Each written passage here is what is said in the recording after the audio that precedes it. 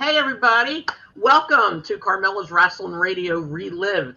This is my beautiful friend Jeannie. How you doing, sweetheart? Hi, Carm. I'm Nice good. to How are see you? I'm good. You know, I'm doing. I'm so excited for I am today. beyond excited. Beyond, yes. Excited. We have 3 guests today. 2 of them are here. We're waiting on one. So, there he goes. Oh my God, everybody's here. Oh my God, I'm going to start sweating. Okay, so we have amazing people today. We're going to talk about a ton of stuff. Yes. Before I bring everybody on, I just want to send condolences to the Yes. family of Asa Anawai. He passed away today, about a month after speaker. Condolences go out to the family. It's all over Facebook now, so everybody should know by now. So we're going to bring everybody on. I'm so happy. You ready? Here we go. First guest, Mr. Joel Goodhart. Hey, Carmela and Jeannie, how are you? Hey, Good to Joel. see you. We got a lot to talk about. Whenever you're ready. Okay, we also have our buddy who just signed on, and this was a special request from our special guest to have this gentleman on, and I'm beyond excited because I told him he's welcome on our show anytime.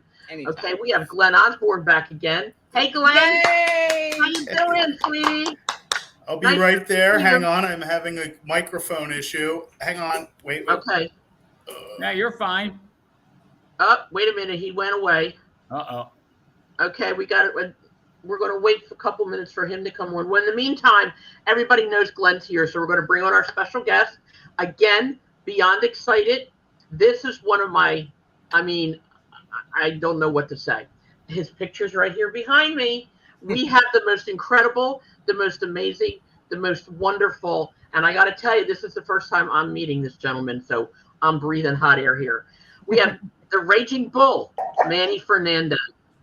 Yay! There you go. Yay! Hi. How are you? Hey, how y'all doing? I'm doing great. I just got here from running around. You're frozen again. Hold on a second. All right, there you go. There you all go. Right? There. Okay, Manny, I'm going to introduce my partner. Yeah, You're having a little problem, you said? Okay, it might be a little bit something in the connection. We got Glen back. I'm going to bring him up. All right, Glen, here we go. We got. Thank you very much. I No greatly problem. appreciate it. I'm not too up on all this technology. I know. Manny, I know you know Glen, right? Hello, Manny. It's Yes, been quite I a long do. He's a time. good, I would say one of the guys I really respected a lot in his business back in his early days, back a long time ago. Glenn was I respected him a lot. He was a great guy. Great guy. He took good care of me. So much. Most of the people that I get close to are always taking care of me. And Glenn was there for me all the time. Well, same here. I mean, I've always said how much I loved working for you and what an honor it was to. We are truly having a lot of difficulty with the volume. I'm sorry. What's that? He's having some difficulty with his volume. My volume? No, he is, Manny. Okay. How about now, Manny? Are you okay?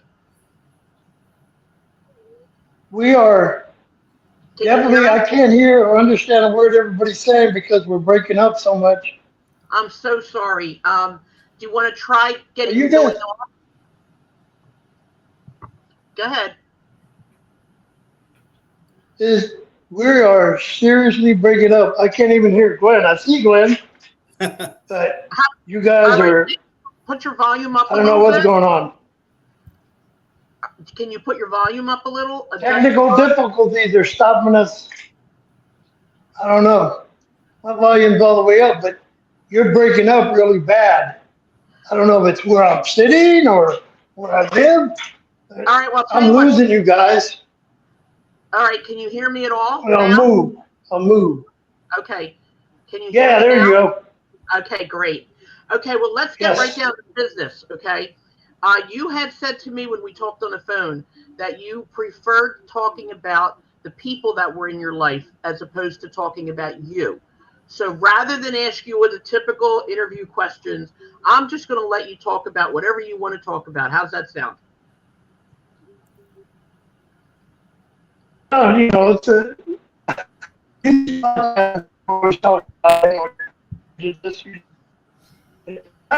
possible to be involved in this business. Basically, I never wanted to be in this business. I was playing football, but you know,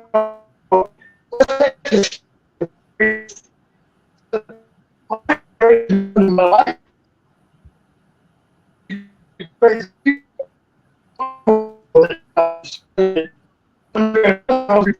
I didn't want no part of that. I want to play football, you know, but 6 foot tall, kind of hard to play in the NFL back in the 70s when you were only 6 foot tall.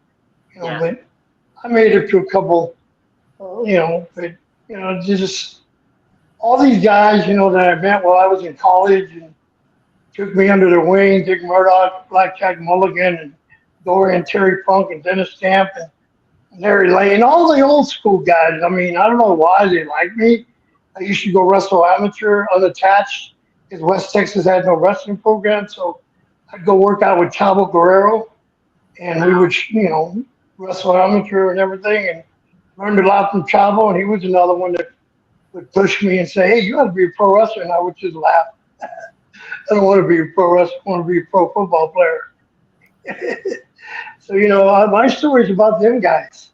If it wasn't for them guys, especially Terry Funk, where I lost not too long ago, really destroyed me. That was hard on me. You know, especially Terry. Terry was there for me. You know, Terry was there for me. Dickie, I lost a long time ago, but over 20 years ago, Dickie passed away. But and then, you know, Big Blackjack passed.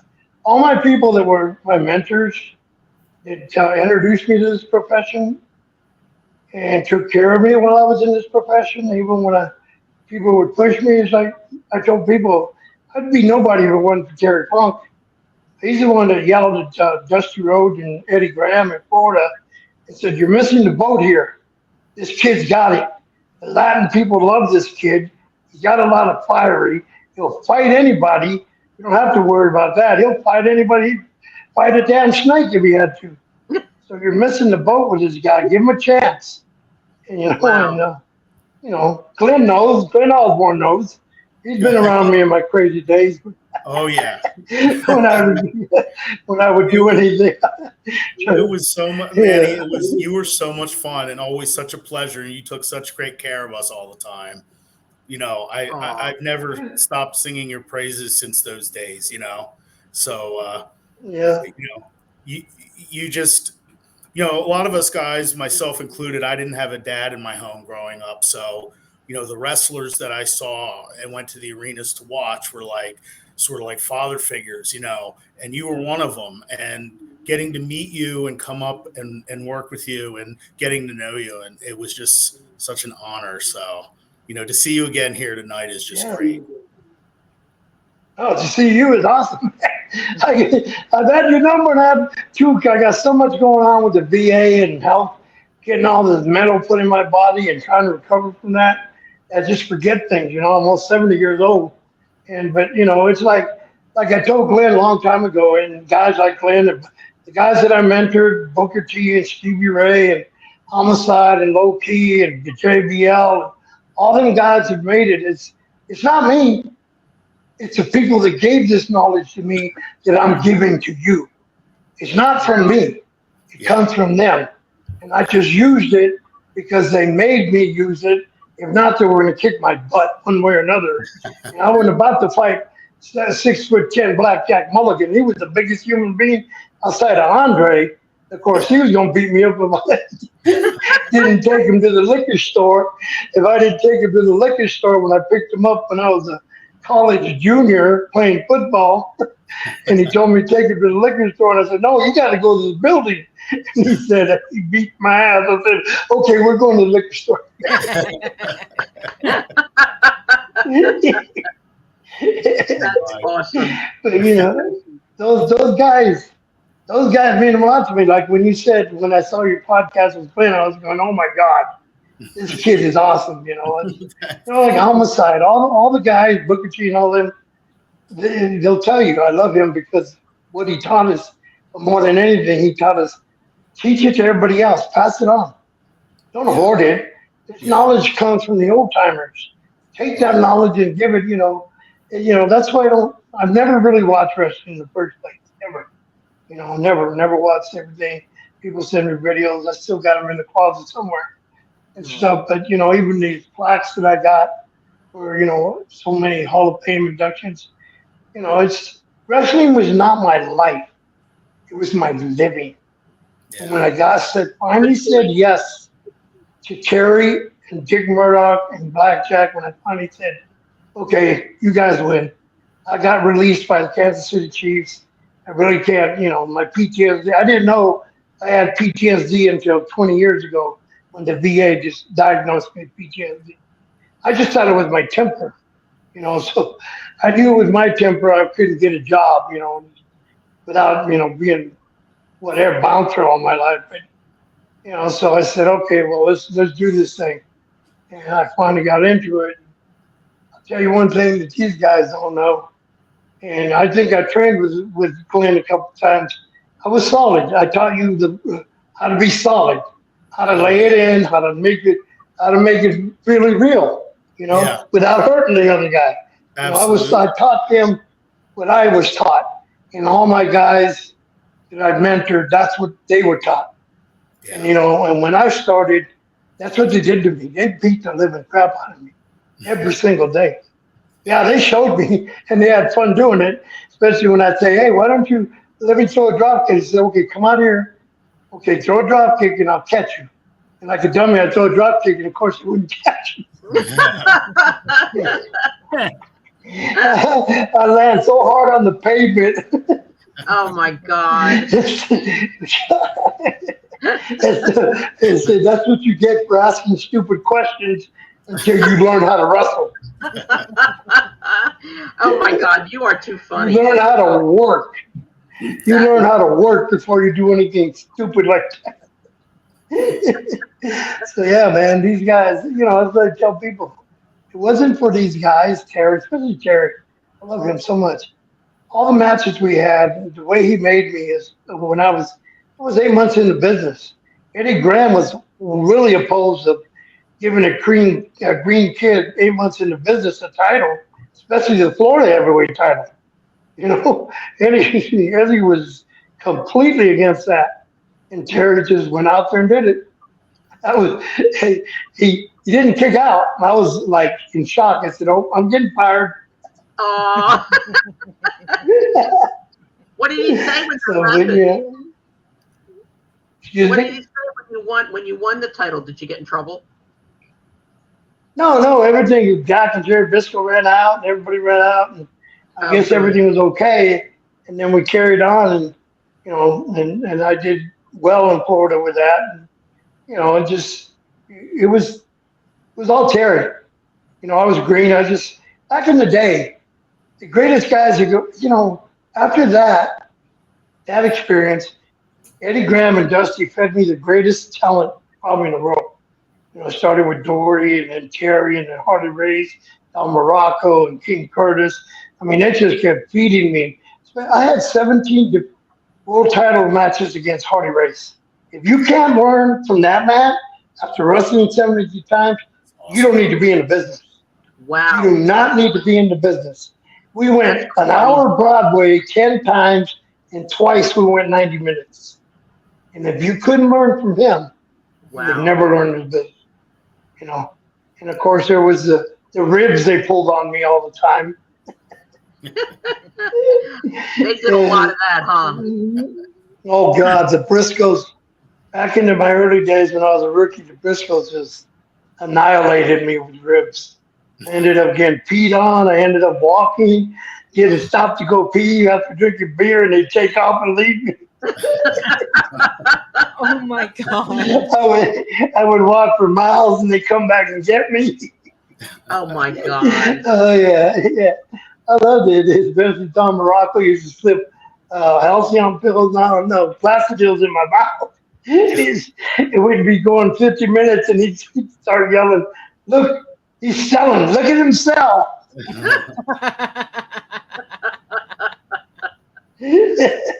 I want to ask you a question. Can I ask you a question, please? Yeah, go ahead. Okay.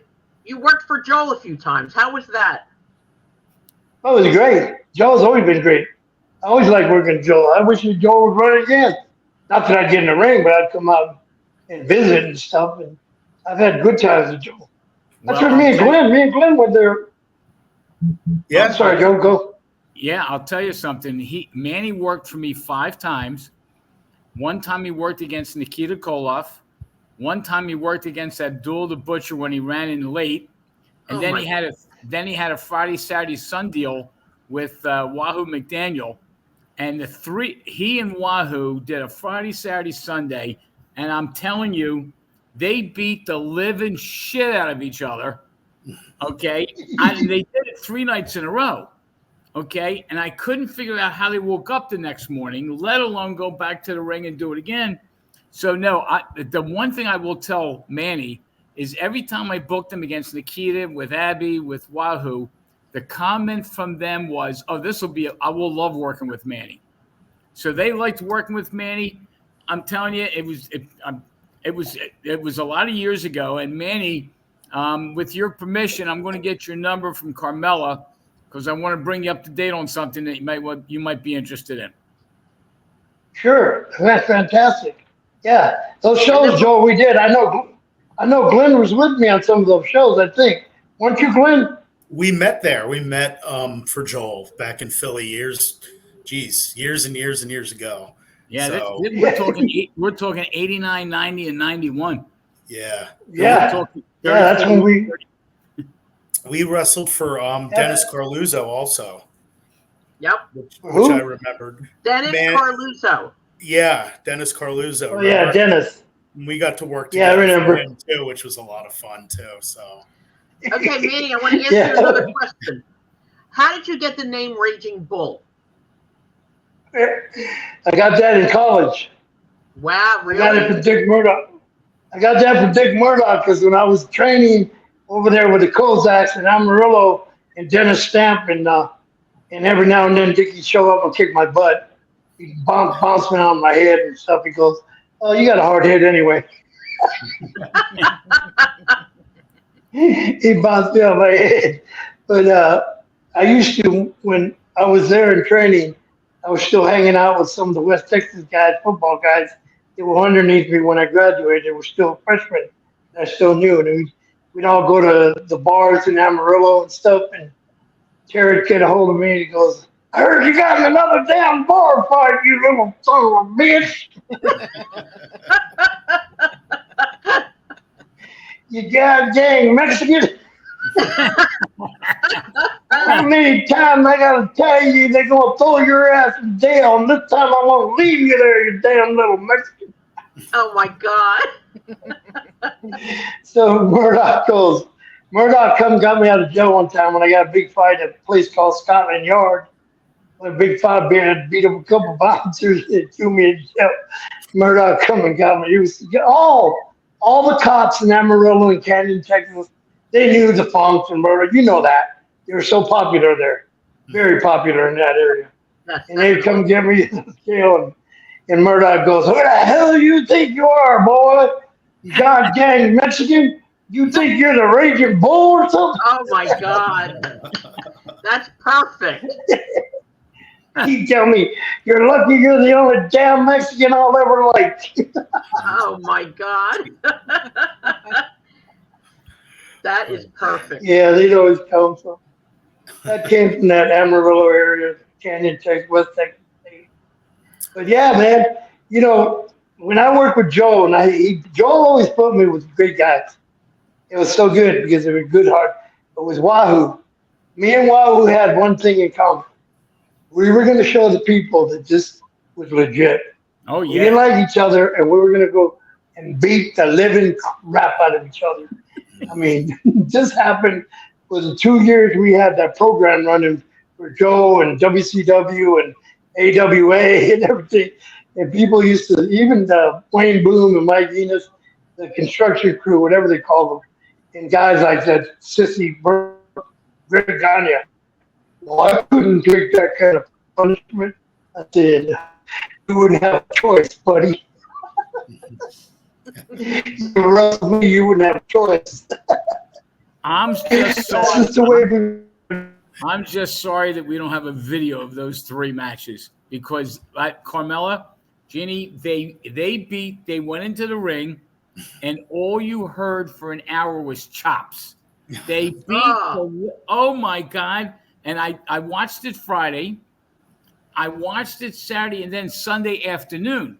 So here it was the afternoon. They didn't even get a good day, and they would go out afterwards. They didn't get a good night's sleep. They were red from the night before. They beat the living hell out of each other. It was a 3, and they main evented all 3 shows, and it was phenomenal. I can't tell you how great it was. Oh, we lost Manny, but go ahead, finish. We lost Manny. He'll be back. Okay. Hopefully. The key to the Manny is all the names that I would put against. They all wanted to work with him. Okay, and and Glenn will tell you this: if you know somebody that will work with you, and they know the business, I'm telling they'll beat each other up. And when you saw that match, I'm telling you, the people in the stands were looking, saying, "Holy shit! This isn't the fake stuff. This is they killed each other." Manny, I've been talking about you since you bleeped out there. Manny and Wahoo was oh my God, I don't know if it was just incredible. There's nothing else I'm talking about it 30 years later. Okay. Manny, I want to ask you a question, please. How did you do it? Yes. How did you do the same thing all 3 days, listening to what Joel said? I'm hurting. Okay. How did you do that all weekend? We did it for 2 years. Imagine that. Me and Wahoo did it for 2 years. We had that angle going for 2 years, especially when the AWA, when I tore his feathers up. I actually, when I was wrestling AWA, I went to a reservation and I got attacked by the Indians. They saw me tear up Indian Wahoo's feathers on TV, and they were pissed. And we were going to go fishing at the reservation, and they weren't going to let me in. Really? Yeah, they took that serious. They were mad. So Ray Stevens goes, "I think we need to get the hell out of here. There's too many of them." Oh my God, your stories are incredible. Yeah. I love it. I love them. We did that for 2 years, and another funny thing. Go ahead. I'm sorry. Go ahead. No. Go ahead. Let me. No, I said I could. I could listen to you for hours. I love this. I absolutely love these stories. Go ahead. You go. The years have gone by, and I think about that, and the guys that I lost. And Joel's right. Wahoo was a fantastic individual. I loved him to death. I mean, he brought me into AWA and kept that feud going. And and of course, when Greg Kanye got his little sissy butt back in there, he thought he could outdo me and Wahoo and go out there and people would fart on him when he's out there trying to be Mr. Main Event. And of course, they had to follow, like Wahoo said, they got to follow us. If that's what they want, they got to follow us. And that wasn't going to happen. Or they're going to go out there and do their little sissy high spots. And 2 guys went out there, physically beat the living crap out of each other. I mean, physically. And they're going out there with the little sissy ass drop kicks and stuff. But, we physically did that. But Joel had me, I've been at conventions with Abdullah Butcher. And we always talk about our matches. And when Joe had us there, me and Abby talk about the time Joe had us there. We went outside the ring to fight because Abby was mad at Eric Sims. Because Eric Sims was kind of ripping off the product or something. And he goes, "You take me outside, and I'm going to crash into Eric's gimmick table and throw all his stuff everywhere." I said, "Oh my God, Abby." I go, "Abby, are you for real? Remember that, Joe? We hit the table and Eric Sims stuff went everywhere. He got all mad and all this stuff." Abby was laughing his butt off, man. Oh my God. Those guys, I love being with those guys. Abby, and to this day, Abby talks about Starrcade Mexican Death Match. It was the best match. And in St. Louis in May, he kept telling people, "Yeah, Dusty got jealous, so he put us on before him because he thought that we would go outdo him." I said, "No, not really. It was just because I wanted to get to the bar first. I want to be the first one at the bar. I will just, he could be main event all his life. I don't care as long as I get to the bar for anyone. Now, wait. I'll go one step. I'll go one step further for Manny. Manny calls me up a couple of days before the show that he was booked against Abdullah, and he calls me up and he says, "There's a promoter up in North Jersey that wants to use me. It's the same day. It's in the afternoon. Do you mind if you go with the double booking?" And my philosophy was, I'm not going to prevent anybody from working. Not a problem. Just do me a favor, Manny. See if he can get put on before intermission. Well, Manny didn't get that job done, so he got on last. He was the main eventer. Then he comes riding down to the Civic Center.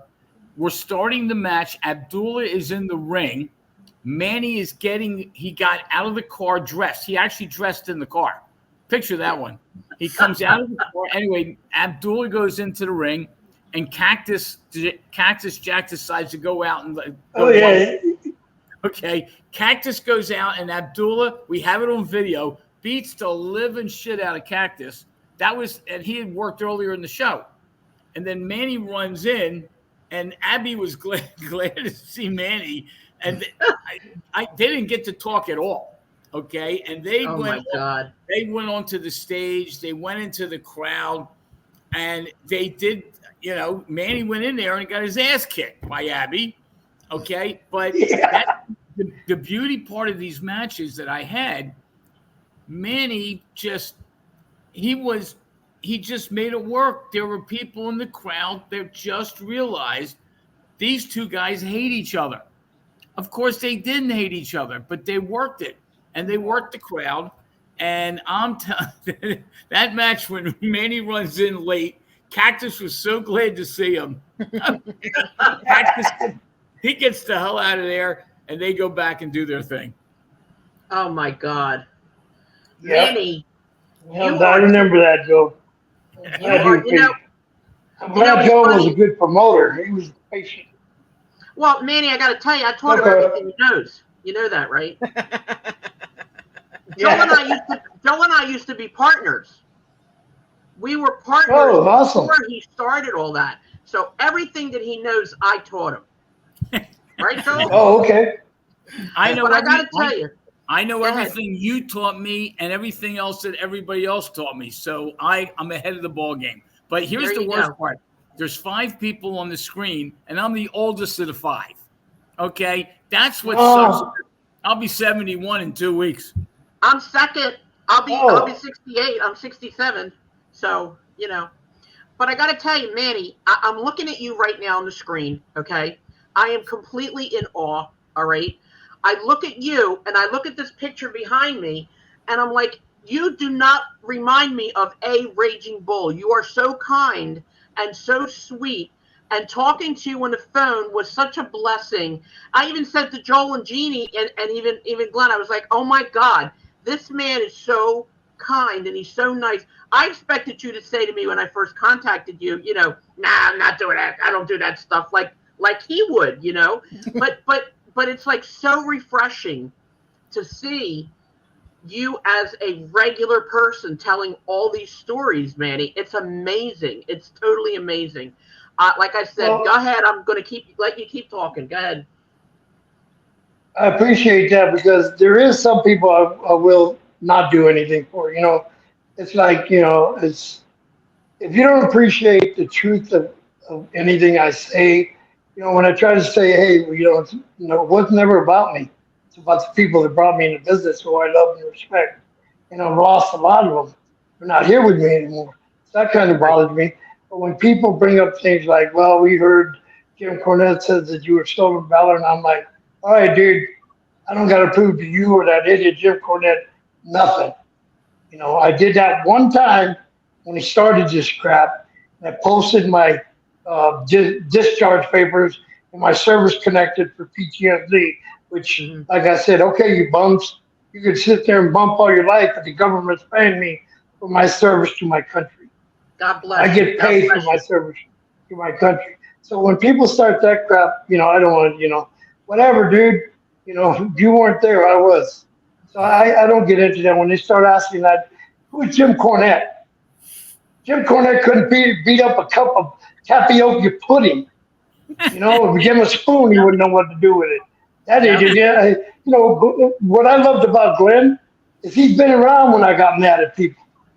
Yeah. And he knows all of what I'm like Booker T and Stevie Ray told somebody, yeah, we may be bad. I'll tell you right now, that's one dude you don't want to mess with. I'm telling you that. And just to help you out, I'll tell you that right now. That's one guy you don't want to mess with. I believe it. I believe it. Go ahead. It's just stupidity. That's why I get leery. You know, I've asked a lot of people, you want to do a podcast like every podcast? And I got kind of shy away from them. And I kind of realized watching your podcast that you were legit. And I said, yeah, okay, let's do this thing. Then when I saw Glenn, I got excited. I said, oh, definitely we got to do a podcast here. Because that's been 30 years that I've seen Glenn, man. Me and Glenn had fun, though. It really has been. Gosh, it's been that long, man. Oh man. Well, Glenn, I remember you used to use Bubba Ray Dudley too back in those days. Yep. And you would put us against each other. And then when if something, but you were always, if something didn't look right, tighten up, here and there, and never talk anything out. Call it in the ring. Was a big thing. So hey, Glenn, I think somehow or another I got to figure out something to get the two of you together again. Oh, I'm already thinking, Joel. It's already in my head. It's already there. We'll figure it out. We'll figure it out. Yeah, keep me in the loop. Oh, that's awesome. That would be. Yeah, because see, this business. I am so happy for the people that I mentored. They're doing so good, like Booker T. With them. And the people that I put there, like John Cohn, the people get freaked out because I can pick up the phone no matter what and say, hey, I'd like to get a couple of tickets for my grandchildren because they're into wrestling. And they're there. They get ringside seats. If I say, hey, I got a couple of kids for you to look at, William Regal says, hey, they're from Manny, then we want to see them. And Regal invites me and we go over there. I got a lot of respect. I earn that respect because I treated people with respect too. Unless and Glenn tell you got on my bad side, I have no respect for you. I got a person, but the people that brought me into the business to respect the business and the boys in the business and pass on the knowledge of the old timers. It's not new. It's been around for 100 years. That's something new. These guys think they're better. You go back and look at the archives of wrestling, see guys doing that stuff. Argentina, Apollo, Luke. I love that. He respects me good. yeah, Luke is special to me. He taught me a lot how to hurt people. But I kind of knew that from my growing up. That the old timers are big special to me. That's why I bring them up all the time. And kids that I mentored, they're special to me. Just keep up with them and stuff, and to tell them when they're doing good. I'm proud of them. Like we had the big Hall of Fame induction in New York, and Booker T was there, and the first thing he does come running up and hug the heck out of me. So, Jesus, dude, lighten up. I'm old. I'm old, dude. You're breaking me up. Yeah, you are not old. You said you're 60? 70. I'm almost catching up to Joel. Yeah, I just turned 70. Yeah, I turned 70 July 27th. Oh, God bless you. Happy birthday. Wow, happy birthday. Yeah, Yeah, thank you. Birthday. That's wonderful. Yeah, thank you. I got to tell you. Go ahead. You're talking to Joel. Go ahead. I'm sorry. Joel? Yeah. Yeah, Manny was talking to you, I think. Yeah, whatever. No, I didn't say what. Okay. Go ahead, Carmela. Again, you don't know a lot about me, okay? But I was involved, like I said, in wrestling since I was 6 years old, all right? I have met a lot of people. I have met a ton of people. And I have met wrestlers who were complete ignorant, you-know-what, okay? They did not have respect for anybody. They were horrible. Some wrestlers were very kind. Some wrestlers were horrible, okay? And I know the difference, trust me, when I tell you that. When I started talking to you, I got to be honest, I was nervous, all right? But when I started talking to you, again, I have to repeat myself because I want all the fans to know this. You said to me the first time we spoke, you said to me, "Hey, I'm old school." And as soon as you said that, my ears like got real, big, and I was like, "That's what I want. That's what I want." And I told you that I want old school. I want stories. I want anything you got to say. And then when you agreed to do it, I actually slept better that night because I was like, "Oh, thank God, thank God." You have no idea, and I'm dead serious. And you can ask Joel, and you can ask Glenn and Jeannie. I've done nothing but talk about it all week. I am so honored and so grateful. First of all, thank you for your service, number one. But secondly, I can't tell you how wonderful it is to listen to you, to have you here, and to know that there's a chance that we're going to be meeting you. I'm so beyond excited. And as soon as you said to me, because we had Glenn on, and Glenn, I got to tell you, you had some of the most incredible reactions from the fans about how wonderful your podcast was with us. Okay. Oh, thank you. And as soon as Manny said Glen Osbourne, I was like, "Oh, hey, I'm with that, no problem." But listen, before you continue your stories, Manny, if you don't mind, I just want to ask you one question before I forget. I'm old too, and I'm going to forget if I don't ask you now. Would you at some point someday be willing to come back on our program? Well, sure. Perfect. It'd be an honor. Good. Be an honor. Be an honor to come on. Yeah, it'd be an honor to come on and talk about people that meant so much to me in the business, and people that were, people. The wrestling world to me is so different than when I was introduced to it. The guys were so close. Like me and Glenn would hang out, go on road trips, wrestle against each other, hang out. Yeah. When I started, we'd all, it was all road trips in cars, driving up and down the roads. Territories were beautiful. You got sent if you could draw money for the promotion, they would send you another promotion to help us. They would help each other. The promoters, if their territory was on fire and they had good talent, they would help out a territory that was down a little bit and the guys weren't making much money. So that's why the guys would travel with different top guys, and then even underneath guys would go to different territories and get a little extra booking. One guy could be on top and go to another territory and not do so good, so he'd be, bottom opening shows or stuff. But you'd all be taking, all the promoters took good care of their top talent. That's why you went around. That's why the world champion like Hardy, or when Terry was champion, Dory was champion, Hardy, Jack Briscoe, they'd go to all these territories to boost the territory up. And you bring in talent to boost the territory up. It was like, me going, when they sent me from where I broke in Amarillo, and Terry and Dory and Murdoch and Mulligan said, "We need him to get out. He needs to go out and be on his own now. He's learned enough, let him go be on his own, see what he could do." So they sent me to Eddie Graham and Dusty Rhodes, and I went to Florida, and from there I got the biggest break of my life with Terry, and you pass that on to other people. The territories were awesome in the old days, and it was so much fun to drive up and down the road. I remember driving up and down the road with the Briscoes and getting my legs peed on, being left on the side of the road. You pull ribs on all the time, pulling up to the hills, driving by the hills and mooning them and throwing beer at them, and doing all this silly stuff at 1 or 2 in the morning, trying to come home from the arena that we were from Jacksonville, or we all lived in Tampa, so we'd all go out, and drive each other home, try to beat each other home, try to rib each other, the heels and everything. And it was just amazing road trips.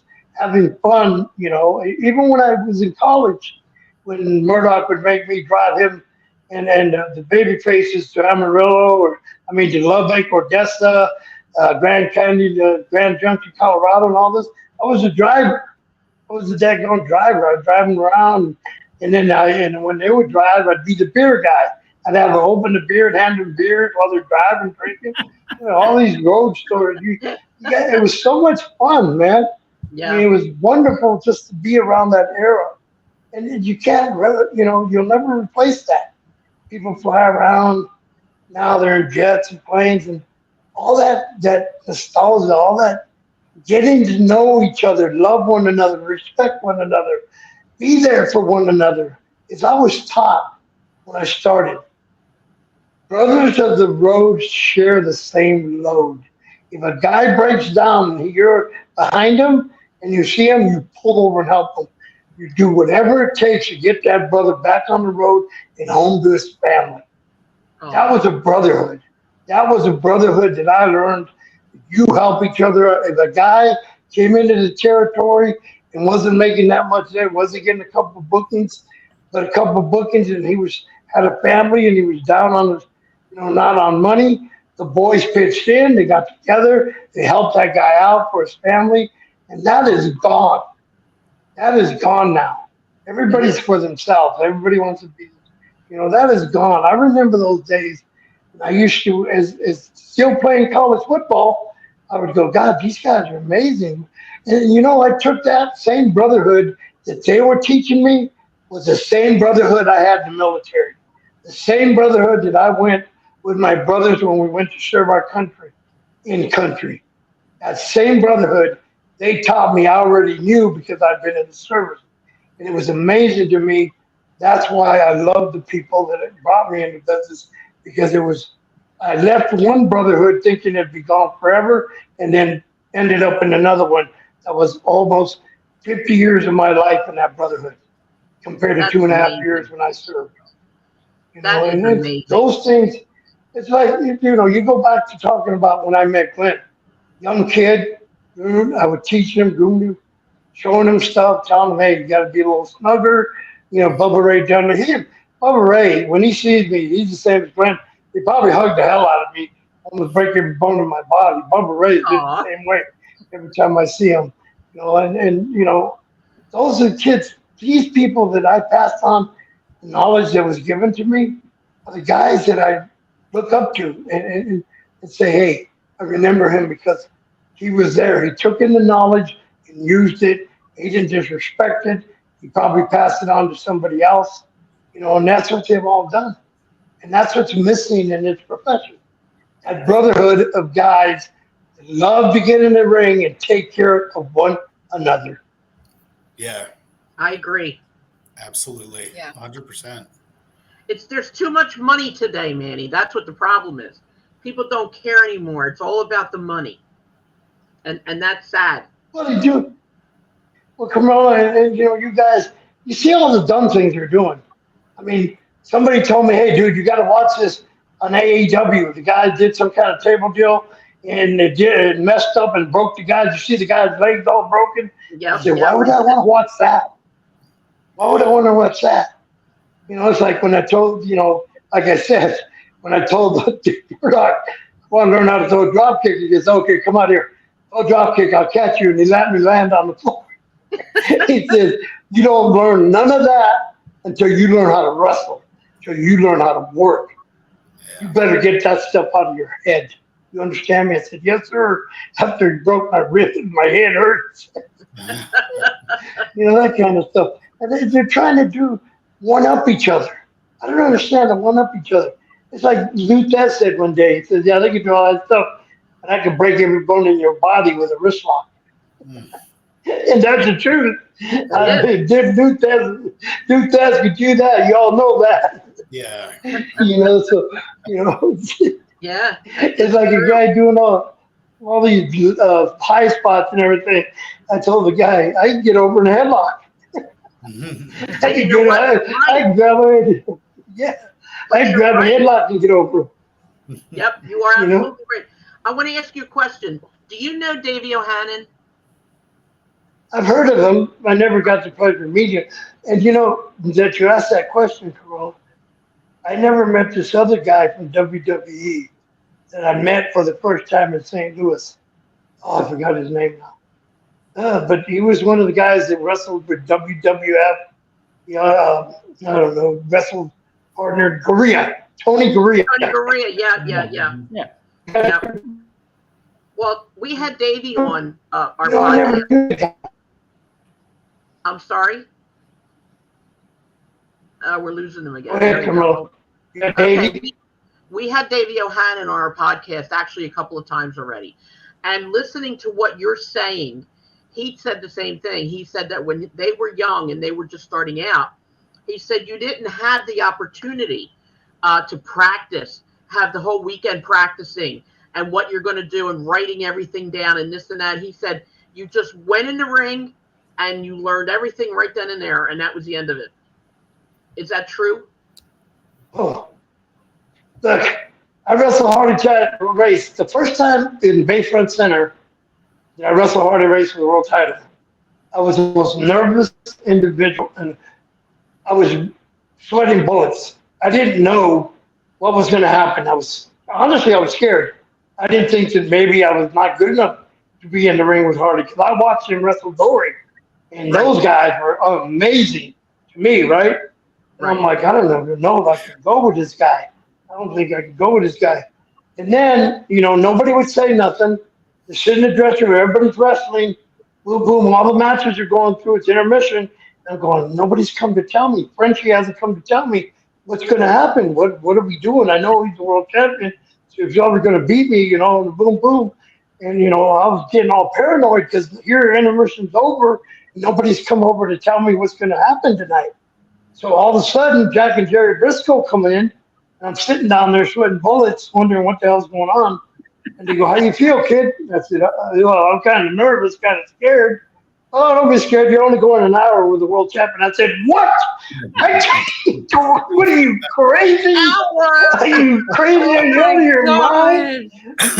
I would have died. Are you out of your mind? Yeah, I did die right then and there. You got you going an hour with the world champion. And I go, whoa. And let me tell you, I was nervous, and Hardy Race was so wonderful to me when we got out there and we did this. And I go, well, what are we going to do? And he goes, well, you're going an hour. And I said, yeah, but what are we going to do? And he goes, I'll just play it by ear. I go, oh, great. Oh, that's great. I don't even know the first spot. We don't know. He has to tell me play it by ear. Oh, my God. Oh, my God. How do you do that? And then we went out there, and Hardy. Yeah, go ahead. Did we lose each other? No. I was just going to say, Hardy. back in the day, Go ahead, Joe. I used to have my matches and tell you I need 20 minutes and just go do your thing, whatever it was. They figured it out in the ring. And when you have professionals, you don't need to script like Randy Savage did. You don't have to script every move. And you feed off the crowd. The crowd tells you what to do. And the one thing you learn about wrestling is the professionals. They listen to the crowd and they play it by ear. I will tell you that this goes back 30-some-odd years. When I had the shows and I had Terry Funk against Lawler in a program, Terry Funk had come to me and said, when this program is done, can you figure out a way to get Manny involved? Because Manny was at every show, or virtually every show. Terry Funk was at every show that they were available. And he wanted to work, Manny, he wanted to work with you something fierce. I just never figured it out. Yeah, he loves beating me up. That's all he ever did in Florida. But you took it. Hey, listen. Yeah, I took it. Amen. I took it. I owed him everything. I owed him my whole career. But you know what? I was getting back to Hardy the first day. The greatest line to this day I'll always remember. I was so scared when we got out there. I had Hardy circled. We got around, called the headlock, got a headlock. And he found out from the people that I was very ticklish. Very ticklish. The Briscoes told them how ticklish I was. So Hardy didn't shave that day. Yeah, very. Hardy didn't shave that day, so he had that 5 o'clock shadow thing going on. So when he called the headlock, he started rubbing that little beard against my nipple there, and I was squiggling and trying not to laugh because Eddie Graham said, if you ever laughed in my ring, I'll fire you on the spot. So I'm trying not to laugh, and Hardy's laughing himself underneath the headlock, right? And he said, grab the headlock, give me a tackle, get up and go for an elbow move. So we did the little spot here, and then he grabbed the headlock and front face locked me, snapped me, and front face locked me, and he goes, calm down. And this is what I'll always remember. Calm down. Those are my people out there. No, those are my puppets out there, and I'm the puppet master, and I pull the strings, not them. I pull the Wow. strings. Right. So you listen to me, and I direct the puppets, not you. I'll always remember that line. There you Those are go. my puppets, and I'm the puppet master. I pull the Wow. strings, and you listen. And I listened, Wow. and an hour later, I was fired up and ready to go another hour. That's how easy that was. I couldn't believe it was an hour. Wow. That's how good he was, how smooth he was. When an hour and I was fired up when we made that comeback, the bell ringing, I'm still going like a crazy man, and he's laughing slides out. And I'm like, I'm ready to go. I couldn't believe it was an hour. I even told Jackie Jerry, he goes, really? You guys just shaved no time? It was really an hour? He goes, yeah, you did an hour. Amazing. Amazing. Wow. Yeah. That's great. But that So, line, that line, that was the greatest line of my life. yeah. Those are my puppets, and I'm the puppet master. Wow, that's crazy. Glenn, tell us a little bit about stories that you have with Manny. Wow. I remember, meeting Manny on Joel's shows back then and watching those matches, of course, with against Wahoo and everything, and how excellent those were, but also like what you said, Joel, how physical it was. And Manny, what you were saying, the old school smoothness, though, even though they were beating the crap out of each other, there was that old school smoothness to it that I had always wanted to learn. And then HD Ryder, remember him, Joel?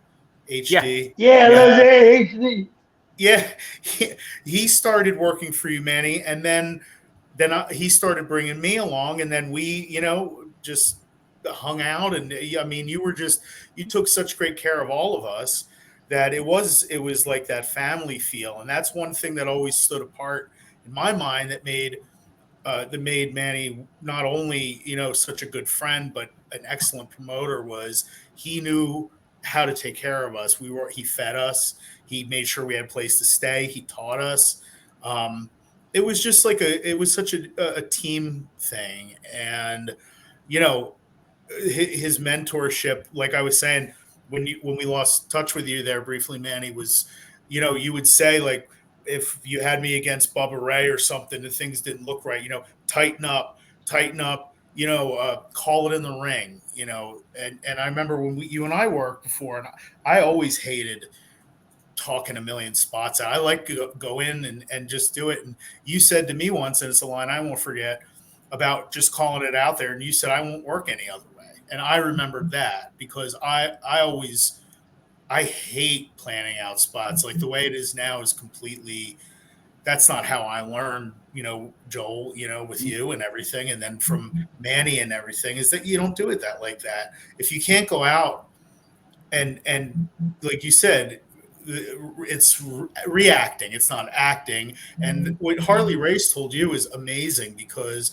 that's what I always learned, was that we're the directors and the fans, we direct the action, and we direct where they go, up or down or whatever. So and you can make changes if it's like that.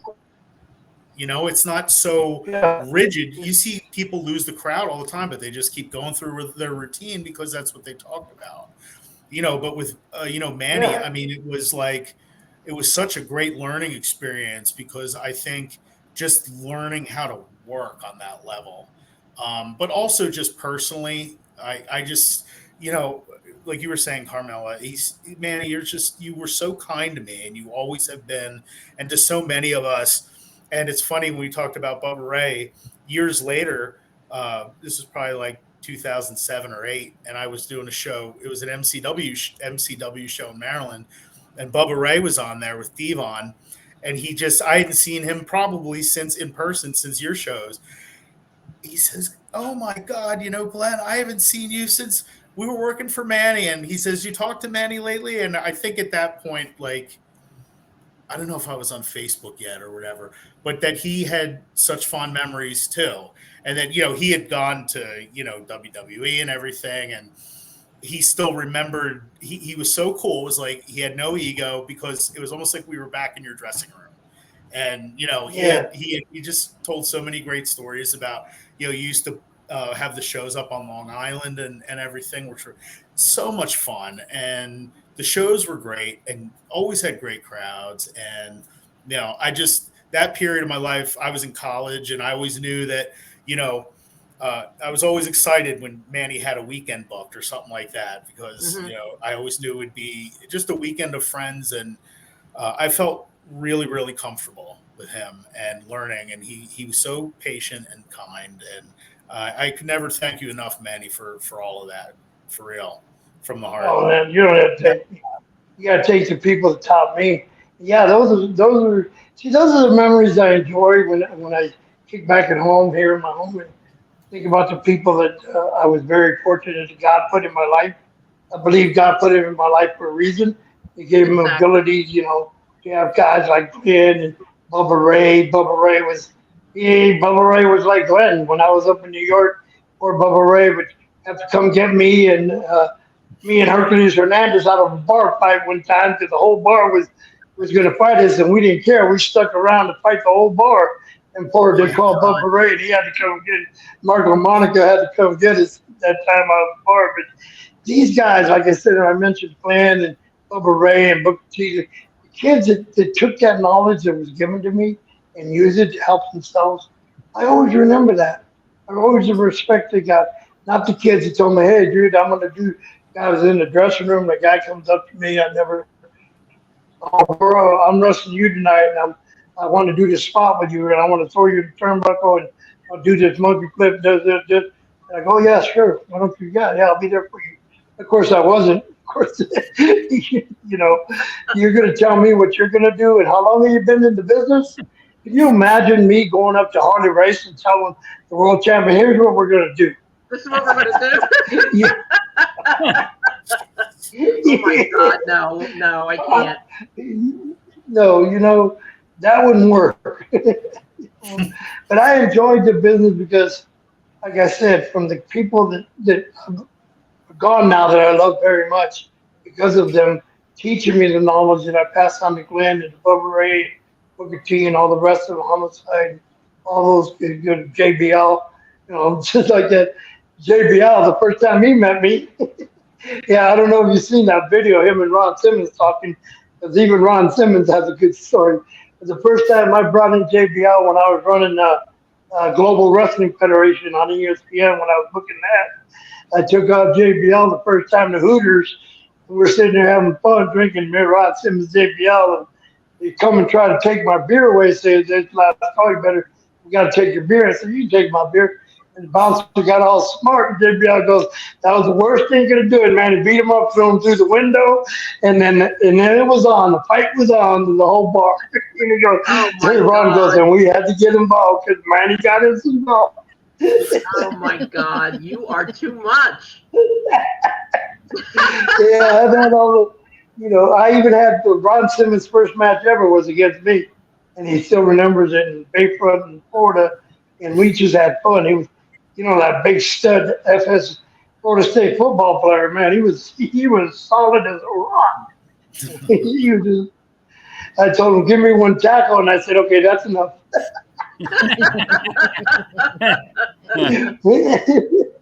This is incredible. This is Oh so my incredible, Manny. I mean, like I said, it's just like such. I'm just in, and I never had my mouth shut for a long time. Joel can be the first one to tell you, because he's always telling me my mouth is always running. But I got to be honest, this is probably the longest that I've kept my mouth shut during a podcast. And I got to tell you, I'm just sitting here and I'm enjoying every minute of it. Same. I just have one more question. Right?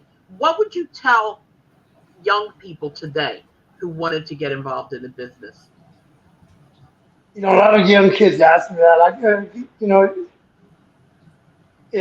If I could ever do this business again, I wouldn't change anything that it was when I started. If they could keep the business like it was when all the boys were brothers and took care of one another and everything, is to take care of each other. It's not, yeah, they make a lot of money. So did we back in the day.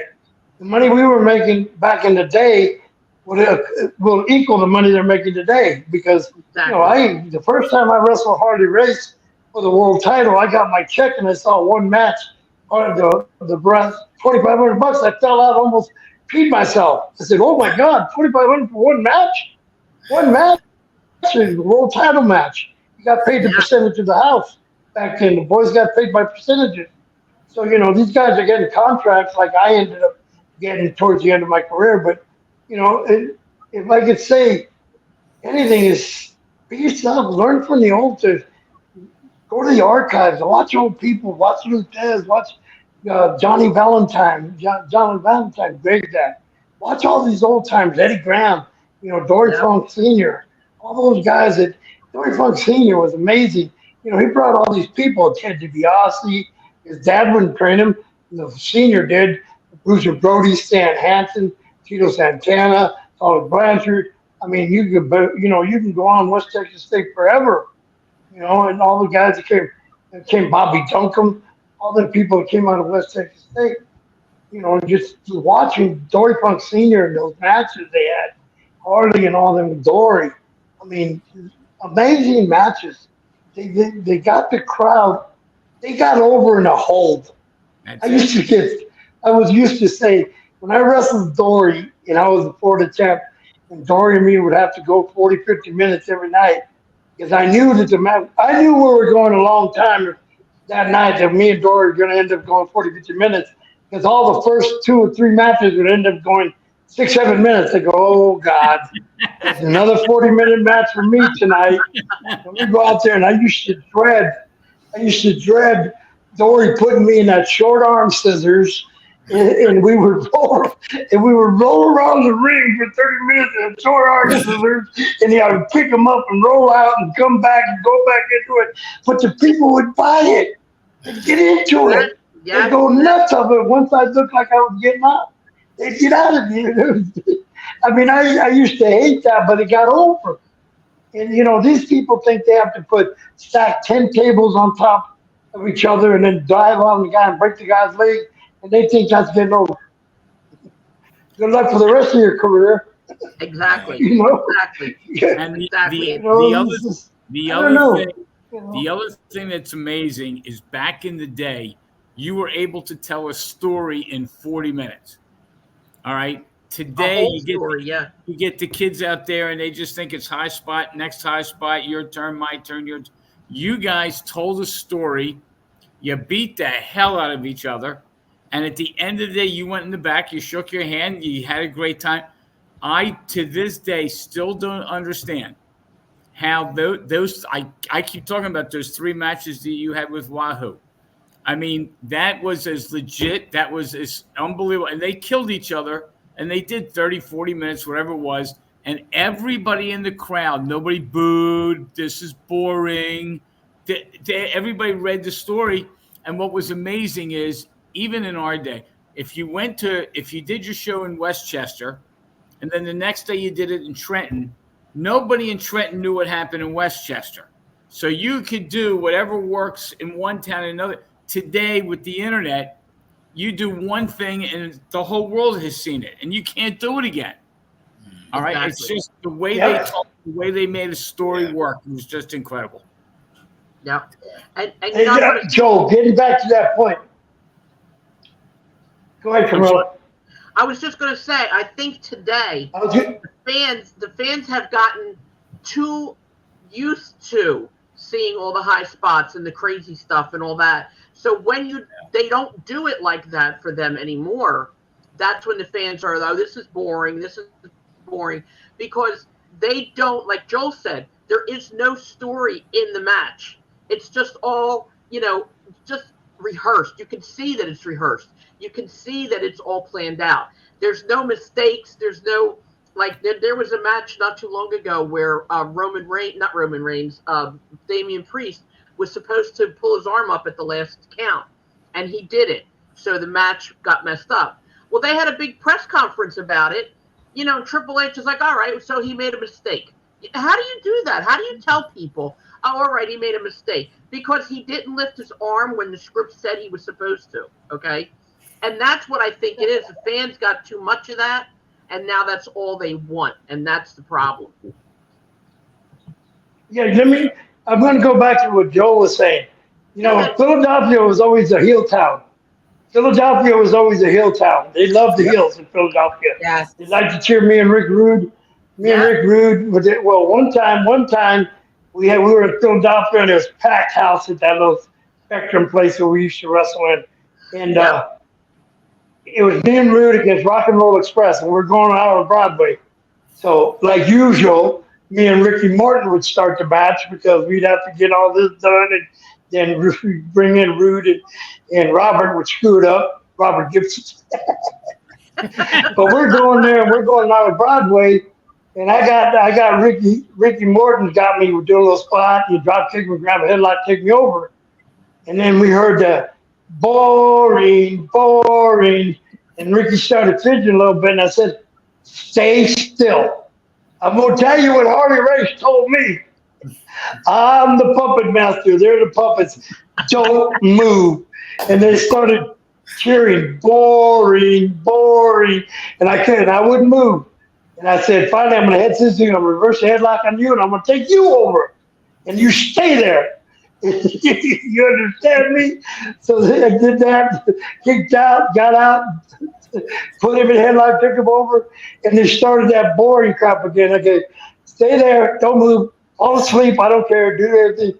So the crowd kept the boring, and I wouldn't do nothing. I wasn't moving, I wouldn't do nothing, everything. And then they finally started dying down. The crowd, they went bored, and then I told Ricky, wiggle your foot like you're going to come up. And he started wiggling his foot like he did come up. The crowd roared. And I said, lay back down, stay still. And he started it again. He started going, boring. And I said, go back to sleep. I'll tell you when to get up. Oh, my God. So he doing that. He goes, they started that. And then when the crowd died down again, I said, all right, come up to your knees and act like you're going to go get up. And he come up to his knees, the crowd went crazy again. I said, now lay back down. I kept doing this too. And he goes, well, what are we going to do in spot? I go, when I get sick and tired of them saying boring, and they're going to eat their words. So finally knocked it off. I finally got him up. We did a tackle spot. I grabbed him right back in there, and the crowd popped. Out of one stupid little tackle, the crowd popped. And I grabbed him back in the headlock and took him back over and laid back down again. And I go back to sleep.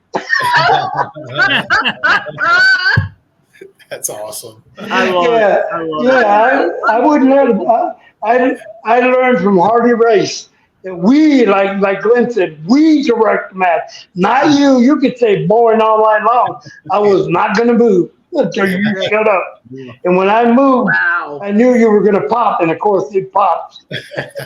It popped like crazy. Yep, that's a good. Manny, that's what these young kids. Where was this match? Go ahead. Where was Philadelphia at the old auditorium. All right, at the Spectrum. I'm going to look online, see if I can find it, because I want to see that. Oh yeah, remember the old building, the old hot building? Yeah, that's where it was. Me and Rudy against Rock and Roll. Manny, I'm curious. Do you still keep in touch with? You mentioned Ricky Morton and Robert Gibson. I mean, obviously Harley has passed, but do you keep in touch with any of these guys? Me and Ricky Morton have been. You know, I love Ricky. He loves me. Me and Ricky have been together for over 40 years. We first met in San Antonio for Joe Blanchard, Tully's dad. That's where I first met Ricky. And we wrestled with each other and then against each other there. And then throughout our career, we either wrestled with each other or against each other. And then when I turned heel, me and Ricky been wrestling. Me and Ricky been beating up each other longer than me and Wahoo have. So, you know, yes, I keep in touch. He calls me every now and then, checks on me. Said, I just called to tell you I love you. I said, yeah, right. I said, when are you going to retire? I said, when are you going to retire, you little shit? You know, he's still going strong, but, you know. Yeah. Thank God for that. He's still going strong. Good for him. Yeah, I met him and Robert. I see Robert. Yeah, he's going strong, and now Ricky's kid is now starting to wrestle. Yeah, I've known Kerry since he was a baby. Yep. I love Kerry. He used to come around and he used to mess with me when he was about 6 years old. Ricky'd always have him at the show, and Kerry'd always be messing with me. Say, I'm gonna get you, little shit. You know, I've known Kerry since he was a baby boy. He's a great kid. And Robert, I just saw Robert this past May in St. Louis. So we keep in touch. Yeah, I'm close with Robert. We always used to tease Robert and say, "Oh my God, you're going to tag Robert in. There goes the match."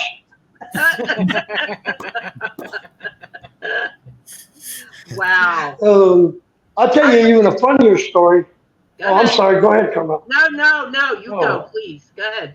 You know, when I was at WCW, I was having fun. Me and Dusty put the belts on us as World Tag Team Champions, but I knew that wasn't going to last because I was not going to follow the rules.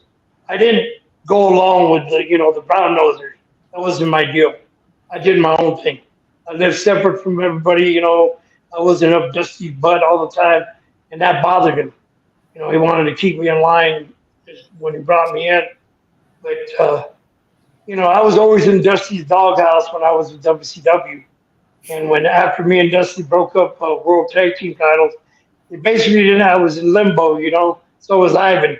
So we're in limbo, and he didn't know what to do with me. Rude came in from Memphis. He was kind of green. So Dusty had this crazy idea. Well, let's throw him in there with Manny. It won't last long. They probably won't get along anyway. That was his first mistake, thinking that we wouldn't get along. We got along just great. And Rude to me was one. He was like a Glen, learning, like a Bubba Ray. I knew that he'd been working for a while. I knew he trained up in Minnesota. I knew he knew the Warriors. And Hawk had a lot of respect for me. Me and Hawk were very close.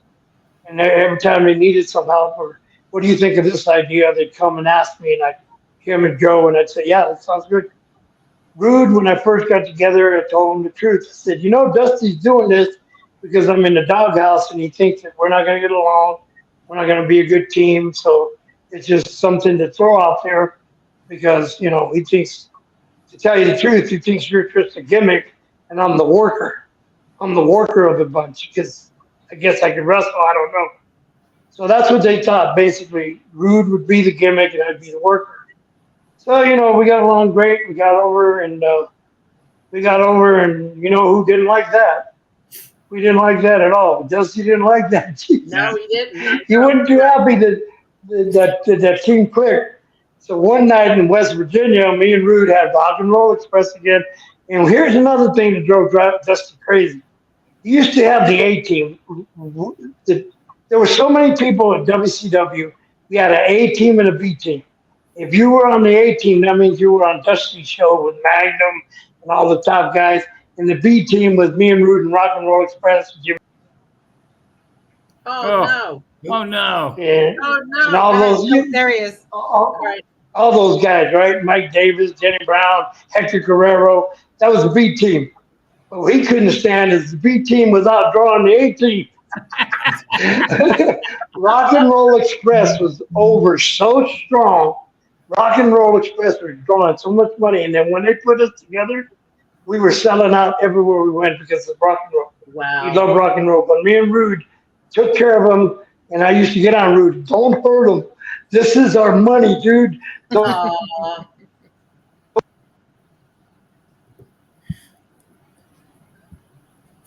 We lost you. And we had a match, 1 hour Broadway in Charleston, West Virginia. And that night, we're out there working. I can promise you this, that Ricky Moore, to tell you the truth, me and Ricky worked 47 minutes of that match. It was me and Ricky. Robert and Rude worked a little bit of the match, and we were taken out. So I got to the dressing room. I told Rude, brother, you're going to have to start wrestling a little bit more. Dude, me and Ricky were out there for almost 50 minutes of the match. And Rude stopped and looked at me and goes, oh, remember what Dusty said? You're the worker, I'm the gimmick.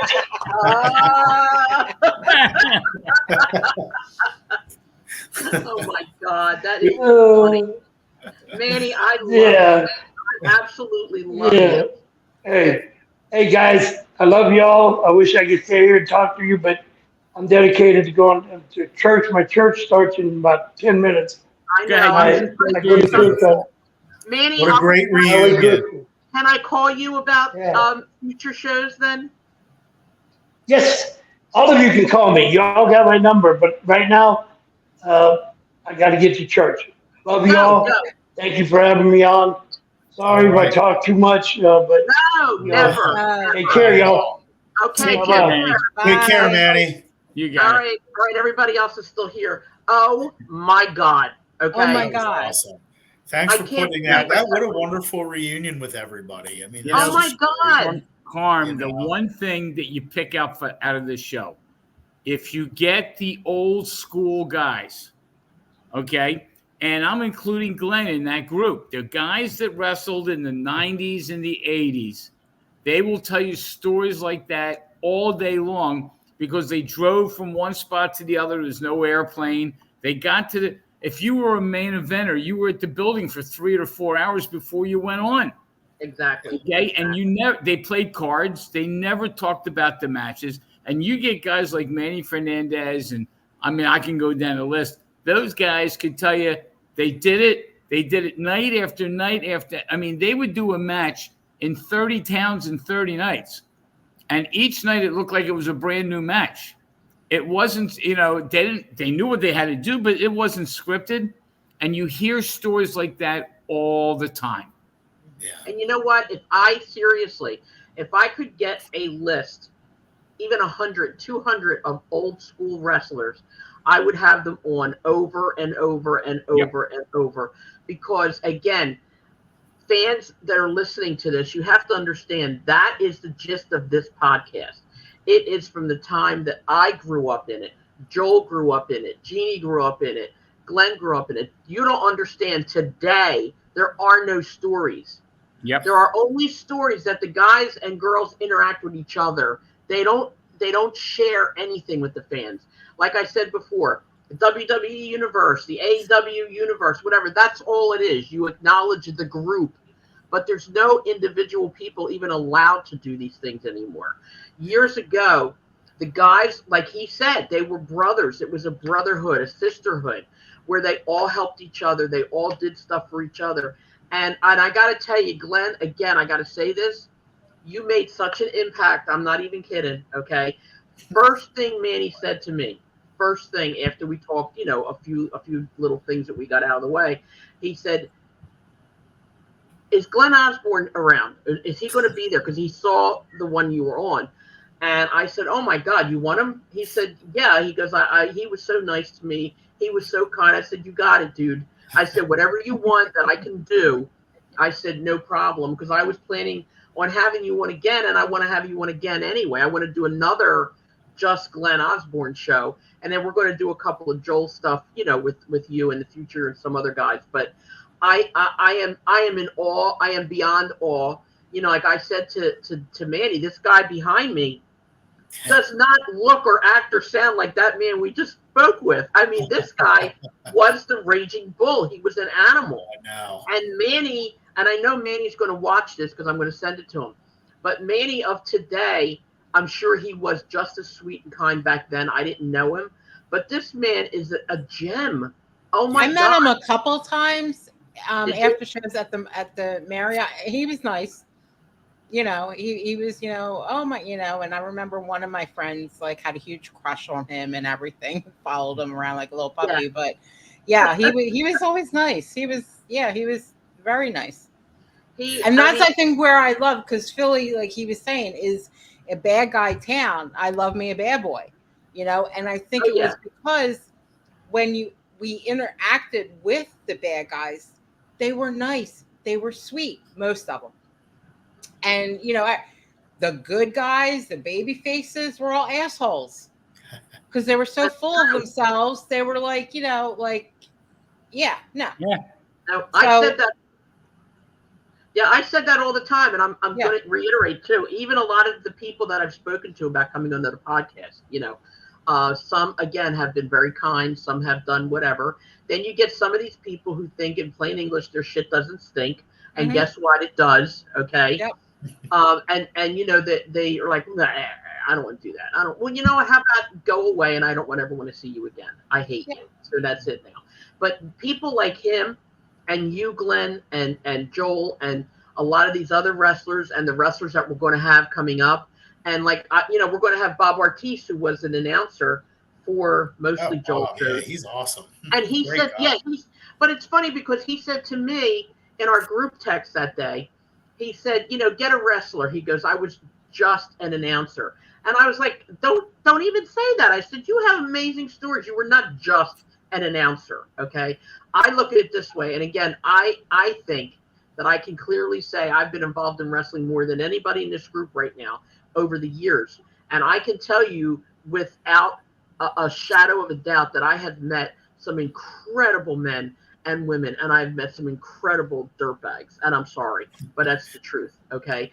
And with Glenn, especially, I think the majority of the reason that everybody had such a wonderful reaction to your podcast is exactly this, because you are kind and you are sympathetic towards anybody else, and you are knowledgeable, and you are just somebody who goes above and beyond. And I'm so sorry that we didn't get a chance to say hi to you at the ECWA show, but we had to leave. Yeah.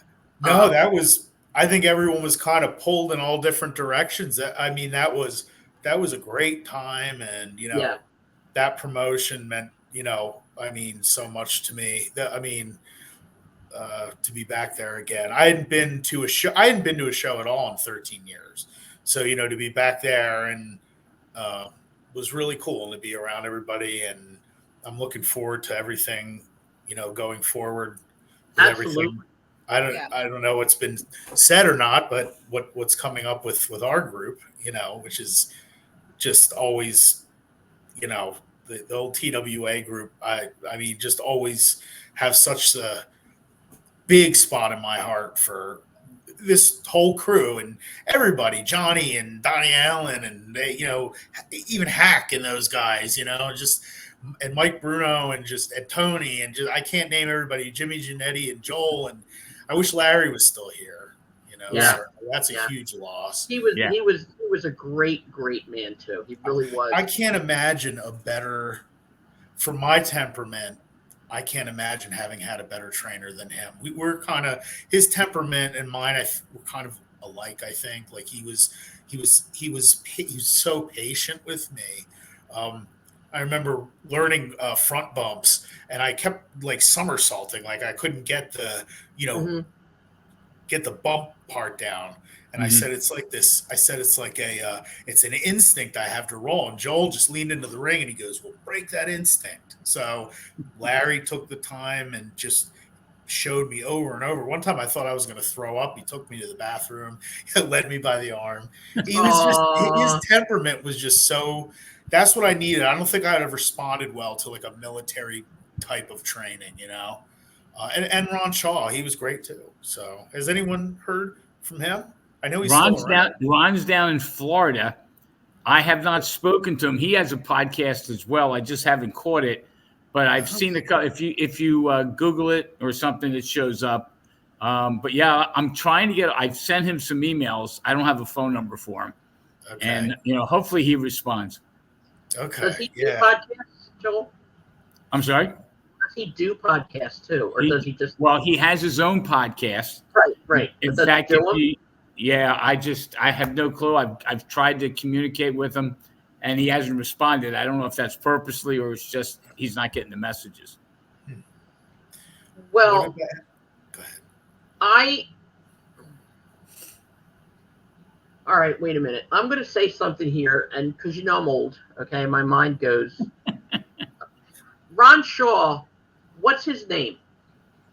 Ron Zaplitsky, CZ. Okay, never mind. All right, it's the wrong person I'm thinking about. Okay. Yeah. I do want to get a hold of him as well. I want to see if, you know, we can get him to do our podcast as well. But it's so funny because, you know, there are so many podcasts. That's the thing. I kind of jumped on the bandwagon a little late, you know, but it's okay because I'm okay with it. And I love this podcast. I love what we do. I love the people that we have on. I love the interaction that we have. Okay. And I love the fact that, I told Joel, I said, one of the YouTubes, I think, or one of the other things had at one point over 200 listeners. That's something I never expected. Okay. I'm okay with that. I'm okay with whatever the fans want to give us, because I want to give them whatever they want. And I honestly and truthfully believe from now till the day I die that fans need the truth. They need to know what it used to be like. They need to know what it could be like. They need to know what's different about today and the years ago. And I think the years ago were better. They just really were, And Glenn, just a little hint, keep an eye out for your text messages this weekend. I have a group text going out. You'll know what it is when you see it. Okay, great. Thanks, Joel. And I hope you say yes, by the way. To whatever it is, okay? We do want to re-announce a couple things real quick while Joel's here. Don't forget, mark your calendars for May 3rd of 2025. We don't have anything special to say yet, except for the fact that there is a building and there is a contract. So that, as far as we know, that's all we know as far as that goes right now. Also, again, I know, a lot of people think that it gets boring to repeat. I am the queen of repeat, so I'm sorry. But we want signatures on the petition for the banner. We need to have the banner raised, especially after everything you've heard today. I think a lot of the older wrestlers like Joel, you're not a wrestler, but your name, Joel Goodhart, the late Larry Winters, DC Drake, Johnny Hotbody, Tony Stetson. I think they do deserve to be on a banner and raised in a building. I think it's amazing. And anybody who hasn't signed, so many people listen to the podcast and so many people are like, yeah, I saw that on your thing, the signature. And I'm like, did you sign it? No, not yet. What the heck? Just go do it. It takes 2 seconds. It's easy. You got to click. It's easy and free to do. Yeah, exactly. So just sign it. Joel, do you know how many signatures there are right now? I think it's 479. We're approaching 500. And one of the campaigns that Bay's going to do is, if we get to 500, if everybody who signed got one person, we'd have the 1,000 signatures. Wow. So we're getting closer and closer. Oh, okay, so you hear that? Everybody who has signed the petition, please just ask a friend to sign it. It's very simple. All you ladies that I work with, I'm coming to work tomorrow, and I'm going to throw you all up against the wall. And if you don't sign it, I'm throwing you out the window. Okay, even though they're plastic, but it is what it is. But like, it's so funny listening to Manny.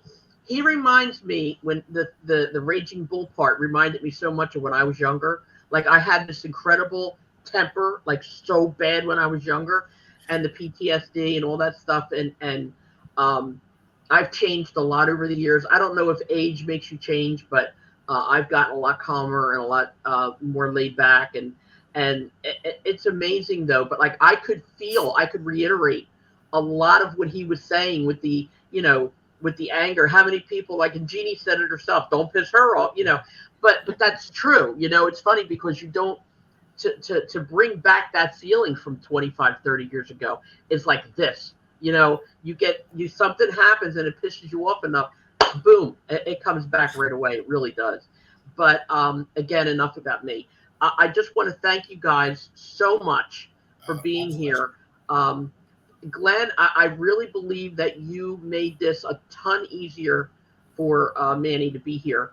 Because Manny knows Joel, he knows you. He didn't know Jeannie and myself from Adam, Again, he again, just like, when I met him on Joel's shows, and then I got to know him the way I did, in 94, 95, when I was working for him and traveling with him, and, he was putting us up, and it was just, great memories. That's what it's really all about, I think, is, let the money fall where it may. But, when you come away to do something like this in your life and make these kind of relationships. Exactly. And that's the thing. Forever.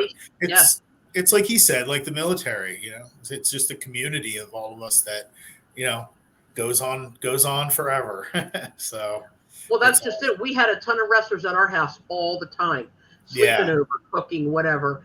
And Absolutely. I'd like to continue doing that. And I did for many, many years. Hopefully in the future, we'll be able to do that again, and I'll be able to, get back into the swing of things. And, Jeannie and I can start cooking for wrestlers again and doing all that stuff that we used to do. I think it'd be fun. But Glen, again, please, thank you so much. Oh, thank you. On the show anytime. This was a great reunion, with Manny tonight, and it's always great to see all of you too. Thank you, and it's great to see you. Thank you. Well, thank you, Joel. I still hate you, okay? but I had to put you on. I didn't have a choice. Jeannie told me that if I didn't put you on, she wasn't going to be my co-host anymore. Well, thank you, Jeannie. Well, anything for you, Joel. Just remember, when I watch TV and I say I dream of Jeannie, I dream of Jeannie. Oh, yeah, Barbara Eden. Yeah. I was going to say, Jeannie, do you have a shovel over there anywhere? I know. I think Joel's ready to have a heart attack because the Phillies are on. Oh, they're on. Okay, we're leaving. The Phillies are winning 2-0. It's okay. Oh, okay, they're winning. Okay, well, I'm going to let everybody go. Jeannie and I are going to close out the show. I'm going to. There's the score. It's 2-0. Awesome. All right, Nice. Good job. I'm going to say goodbye to Joel and Glen right now, and then we're going to close out the show. Joel, as always, thank you. I'll talk to you probably tomorrow. Yes. After work, I'm working until 12, so I'll see you. No problem. Great seeing you, Glenn. Great seeing you. You too, Joel, as always. And I'll keep an eye out for those texts. It's going to be probably Sunday. It's going to be a group text. You'll like it. Okay. And Great. Glenn, again, without saying, God bless you. You're a wonderful person. Thank you. Well, same to you. And I saw your wife on Facebook, and I think she is stunning. Oh, so thanks. I think so too. Beautiful. She really is. She's a beautiful woman. Thank you so much. I'm going to get rid of both of you now, okay? Okay. Bye, guys. Right. See you, everybody. Love you. Take care. Take care. Bye-bye, sweetie. Okay. Again. Oh, my God. Oh, my God. I could listen to Manny forever. I could. Forever. Those stories were amazing. He definitely has to come back. I need more. Was I ever quiet for that long? Ever? No. I mean, Joel's always telling me, you always interrupt people. You're always never shut up. I was completely shocked. Manny, when you watch this, and I hope you watch the whole thing, I need you to know that I love you, okay? I absolutely love you. This was one of the best podcasts, bar none, and I don't care what anybody else has to say. I said it, okay? And God willing, maybe we'll see you maybe sometime next year. That would be great. And if you want, I would be more than honored to have you at my house for dinner. I would love to cook for you. Jeannie will be there, of course. We'll make whatever you like. I'm not real good at Mexican food. I'm better at Italian, but I'll learn. I'll do something. But I would be so honored to have the Raging Bull at my house. It would be a dream come true for me. I'm marking out here right now. But Jeannie, okay, go watch your Phillies. Yes. We're going to download this stuff tomorrow, and we're going to, put it out. I'll send you guys the links tonight, probably. Okay. I love you dearly, sweetheart. I will talk to you tomorrow. Okay. Yes. And good night. Good night. Love you. Love you.